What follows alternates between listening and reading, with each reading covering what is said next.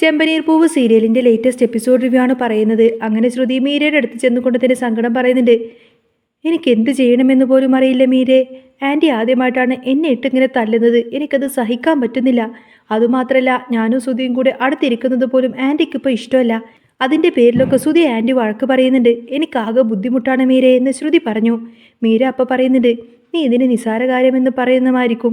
പക്ഷേ ഈ പണം അടിച്ചു മാറ്റിയതിന് അവർക്കത്ര ദേഷ്യമുണ്ടെങ്കിൽ നിന്റെ ബാക്കി കാര്യങ്ങളൊക്കെ അറിഞ്ഞു കഴിഞ്ഞാൽ പിന്നെ എന്തായിരിക്കും അവസ്ഥ? മലേഷ്യയിൽ നിനക്ക് അച്ഛനുണ്ടെന്നാണല്ലോ എല്ലാവരും വിചാരിച്ചു വെച്ചിരിക്കുന്നത്. നിനക്കവിടെ ആരുമില്ല എന്നും നിന്റെ അമ്മ ഈ വിമലാൻറ്റിയാണെന്നൊക്കെ അറിഞ്ഞു കഴിഞ്ഞാൽ ആ വീട്ടിലൊരു ഭൂകമ്പം തന്നെ ഉണ്ടാവും. നിന്നെ അവിടെ നിന്നും അടിച്ചിറക്കുക മാത്രമല്ല, ചിലപ്പോൾ കൊന്നുകളെ വരെ ചെയ്യും. ശ്രുതി പറയുന്നുണ്ട്, അതൊന്നും ഇപ്പോൾ അവരറിഞ്ഞിട്ടില്ലെന്നോ ഇല്ലല്ലോ എന്ന്. മീര പറയുന്നുണ്ട്, അത് നിന്റെ ഭാഗ്യം. പക്ഷേ എത്ര കാലം നിനക്കിങ്ങനെ മുന്നോട്ട് പോകാൻ പറ്റും? നീ കുറച്ച് സൂക്ഷിക്കുന്നത് നല്ലതാണ്. അപ്പോഴാണ് ശ്രുതി തൻ്റെ പേടി പറയുന്നത്. ഇങ്ങനെ പോയാൽ എൻ്റെ സ്ഥാനത്ത് വർഷ വരുമെന്ന് എനിക്ക് തോന്നുന്നു. ഇത്രയും കാലം ആൻറ്റി എന്നെയായിരുന്നു തലയിൽ കയറ്റി വെച്ചിരുന്നത്.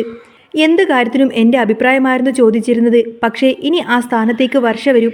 അവളും പണക്കാരി വീട്ടിലെ പെൺകുട്ടിയാണല്ലോ. എനിക്കത് സഹിക്കാൻ പറ്റുന്നില്ല. മീര പറയുന്നുണ്ട്, നീ എങ്ങനെയെങ്കിലും നിന്റെ അമ്മായിയമ്മയെ കയ്യിലെടുക്കാൻ നോക്ക്. അത് മാത്രമേ ഇനി വഴിയുള്ളൂ. ഈ സമയത്തിന് രേവതിയുടെ അടുത്തേക്ക് ചെന്ന് കൊടുത്തിന് സച്ചി ചോദിക്കുന്നുണ്ട്, എന്തായി ഇവിടുത്തെ കാര്യങ്ങളൊക്കെ എന്ന്.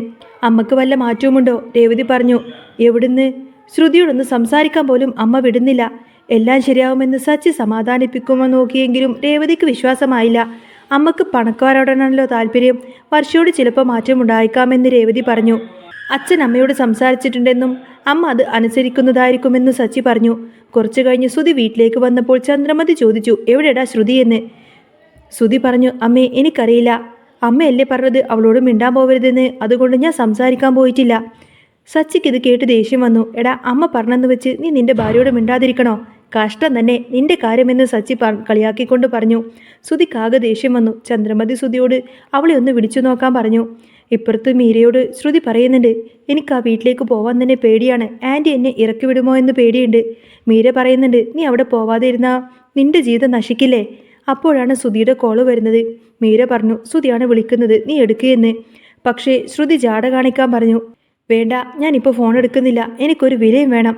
കുറച്ചു നേരം ടെൻഷൻ അടിക്കട്ടെ. ശ്രുതി പലതവണ വിളിച്ചിട്ടും ശ്രുതി ഫോൺ എടുത്തില്ല എന്ന് ശ്രുതി പറഞ്ഞപ്പോൾ ചന്ദ്രമതിക്ക് ആകെ വിഷമമായി. സച്ചി കളിയാക്കിക്കൊണ്ട് പറഞ്ഞു, പൗഡർ എടുത്ത് എവിടേക്കും പോവില്ല. അവൾ പഠിച്ച കള്ളിയാണ്. ചന്ദ്രമതിക്ക് ആകെ ടെൻഷനായി. ശ്രുതി പാർലറിലേക്ക് വിളിച്ചപ്പോൾ അവൾ അവിടെയും ചെന്നിട്ടില്ല എന്നറിഞ്ഞു. ഉടനെ തന്നെ സച്ചി രേവതിയോട് പറഞ്ഞു, മിക്കവാറും ആ മീരയുടെ അടുത്ത് കാണുമെന്ന്. ശ്രുതി അത് കേട്ട് മീരയെ വിളിച്ചു. മീര ഫോൺ എടുത്തപ്പോൾ ശ്രുതി ആംഗ്യം കാട്ടി അവിടെ ഇല്ലെന്ന് പറയാനേ. മീര ആദ്യം ഇല്ലെന്ന് പറഞ്ഞപ്പോൾ ശ്രുതിക്കാകെ വെപ്രാളമായിരുന്നു. നീ വരാൻ പറയാമെന്ന് പറഞ്ഞ് ശ്രുതി ഫോണ് വെച്ചു. മീര ശ്രുതിയോട് പറഞ്ഞു, നിനക്ക് കിട്ടിയ ചാൻസാണിത്. നീ മാക്സിമം ഇത് ഉപയോഗിക്ക്. ശ്രുതി മനസ്സിൽ കരുതി, എനിക്കവിടെ ചെന്നിട്ട് ആധിപത്യം സ്ഥാപിക്കണം. അതിന് ചില വിദ്യകൾ എടുക്കേണ്ടി വരും. കുറേ കഴിഞ്ഞ് വർഷയും സച്ചിയും രേവതിയും സംസാരിക്കുമ്പോൾ ശ്രുതി ഓട്ടോയിൽ വന്നിറങ്ങി. വർഷയാണത് ആദ്യം കണ്ടത്. ശബ്ദം കേട്ട് ചന്ദ്രമതിയും ശ്രുതിയും പുറത്തേക്ക് വന്നു. എവിടെയായിരുന്നു എന്ന് ചന്ദ്രമതി ചോദിച്ചപ്പോൾ ഫ്രണ്ടിനെ കാണാൻ പോയതാണെന്ന് ശ്രുതി പറഞ്ഞു. രവീന്ദ്രൻ പറയുന്നത് എല്ലാവരും ഇങ്ങനെ പേടിപ്പിക്കണമെന്ന്. ചന്ദ്രമതി പഴയ കാര്യങ്ങളൊക്കെ പറഞ്ഞ് ദേഷ്യപ്പെട്ടപ്പോൾ ശ്രുതി പെട്ടെന്ന് തന്നെ ചന്ദ്രമതിയുടെ കാല് പിടിച്ച് കരഞ്ഞു. ആൻറ്റി എന്നോട് ക്ഷമിക്കണം. ഇനി ഞാൻ ഒരിക്കലും ഇത് ആവർത്തിക്കില്ല. ചന്ദ്രമതി അവസാനം ശ്രുതിയോട് ക്ഷമിച്ചു. പ്രശ്നങ്ങളൊക്കെ തീർന്നല്ലോ എന്ന് സച്ചി ചോദിച്ചു. പക്ഷേ സച്ചിക്കൊരു കാര്യം കൂടെ പറയാനുണ്ടായിരുന്നു. അച്ഛൻ്റെ പൈസ ഉപയോഗിച്ചുകൊണ്ടാണല്ലോ ശ്രുതി ആ ഒരു ഷോപ്പ് തുടങ്ങിയത്. അതിൻ്റെ ഓണർഷിപ്പ് ഇനി മുതൽ അച്ഛനായിരിക്കുമെന്ന് സച്ചി പറഞ്ഞു. ഇത് കേട്ട് ശ്രുതിയും ആകെ ഞെട്ടിപ്പോയി. താൻ ഒട്ടും പ്രതീക്ഷിക്കാത്ത തിരിച്ചടിയാണ് കിട്ടിയിരിക്കുന്നത്. സച്ചിയുടെ ആ ഒരു പ്രഖ്യാപനം ഒരു ഇടുത്തി പോലെയാണ് ശ്രുതിയുടെയും തലയിൽ വീണത്. അതുവരെ കരഞ്ഞ് കാല് പിടിച്ച് ചന്ദ്രമതിയുടെ മനസ്സറിയിച്ച ശ്രുതിയുടെ മുഖത്തെ ഭാവം പെട്ടെന്നങ്ങ് മാറി. വെറും കൈയോടെ ആ വീട്ടിൽ തുടരേണ്ടി വരുമോ എന്ന ഭയം അവളെ പിടികൂടി. സച്ചി പറഞ്ഞത് കേട്ട് ശ്രുതി ദേഷ്യം കൊണ്ട് വിറച്ചു. എടാ, അച്ഛൻ സമ്മതിച്ചിട്ടാണോ ഞാൻ ആ കട തുടങ്ങിയത്? പിന്നെ ഇപ്പം എന്താ ഇങ്ങനൊരു വർത്താനം? ശ്രുതി തട്ടിക്കയറി. പക്ഷേ സച്ചി വിട്ടുകൊടുക്കാൻ തയ്യാറല്ലായിരുന്നു. അച്ഛൻ സമ്മതിച്ചിട്ട് നീ മര്യാദക്ക് ബിസിനസ് നടത്തുമെന്ന് കരുതിയതാണ്. അല്ലാതെ അച്ഛൻ്റെ അധ്വാനം മോഷ്ടിക്കാനല്ല. ആ കടയുടെ ആധാരവും രേഖകളും നാളെ തന്നെ അച്ഛൻ്റെ പേരിലേക്ക് മാറ്റണം. അമ്മയും അത് സമ്മതിച്ചിട്ടുണ്ട്. സച്ചിയുടെ വാക്ക് കേട്ട് ചന്ദ്രമതി തലയാട്ടി. ശ്രുതി പതുക്കെ ശ്രുതിയുടെ അടുത്തേക്ക് നീങ്ങി നിന്നു. അവൾക്കറിയാമായിരുന്നു ഇപ്പോൾ ദേഷ്യപ്പെട്ട കാര്യങ്ങളൊക്കെ കൂടുതൽ വഷളാവുമെന്ന്.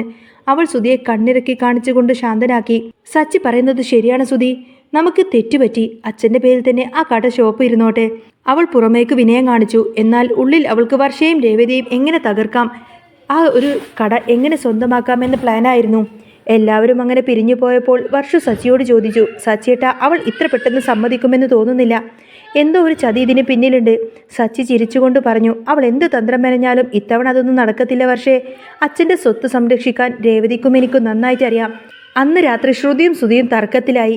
നീ എന്തിനാ അവരോട് വഴക്കിടാൻ പോയത്? പതുക്കെ നമുക്കെല്ലാം അങ്ങ് പേരിലാക്കാം, നമ്മുടെ പേരിലാക്കാം. ശ്രുതി സുധിയെ ഉപദേശിച്ചു. മീരയെ ഫോണിൽ വിളിച്ചിട്ട് പുതിയ നീക്കങ്ങൾ അവൾ ചർച്ച ചെയ്തു. വിമലാമ്മയെ, തൻ്റെ യഥാർത്ഥ അമ്മയെ ഈ വീട്ടിലേക്ക് കൊണ്ടുവരാനും വർഷയെ വീട്ടിൽ നിന്ന് പുറത്താക്കാനും അവൾ ഒരു കള്ളക്കഥ മെനയാൻ തുടങ്ങി. അടുത്ത ദിവസം രാവിലെ ചന്ദ്രമതിയെ സോപ്പിടാൻ വേണ്ടി ശ്രുതി അടുക്കളയിലേക്ക് കയറി. അമ്മേ, വർഷയ്ക്ക് അച്ഛൻ്റെ സ്വത്തിൽ കണ്ണുണ്ട് എന്ന് തോന്നുന്നു. അവൾ രേവതിയെ കരുവാക്കി കളിപ്പിക്കുകയാണ്. ശ്രുതി വിഷം കലർത്തിക്കൊണ്ട് തന്നെ ചന്ദ്രമതിയോട് പറഞ്ഞു. ചന്ദ്രമതിക്ക് ആദ്യം അത് വിശ്വസിക്കാൻ തോന്നിയില്ല എങ്കിലും ശ്രുതിയുടെ നിരന്തരമായ വാക്കുകൾ കേട്ട് അവരുടെ മനസ്സിൽ സംശയത്തിൻ്റെ വിത്ത് പാകി. ശ്രുതി കരുതിയതുപോലെ തന്നെ കാര്യങ്ങളൊക്കെ നീങ്ങോ, അതോ ഇനി വർഷയും രേവതിയും ചേർന്ന് ശ്രുതിയുടെ മലേഷ്യയിലെ അച്ഛൻ്റെ വിവരങ്ങളും വിമലാമ്മയുടെ കള്ളത്തരങ്ങളൊക്കെ പൊളിക്കുമോ?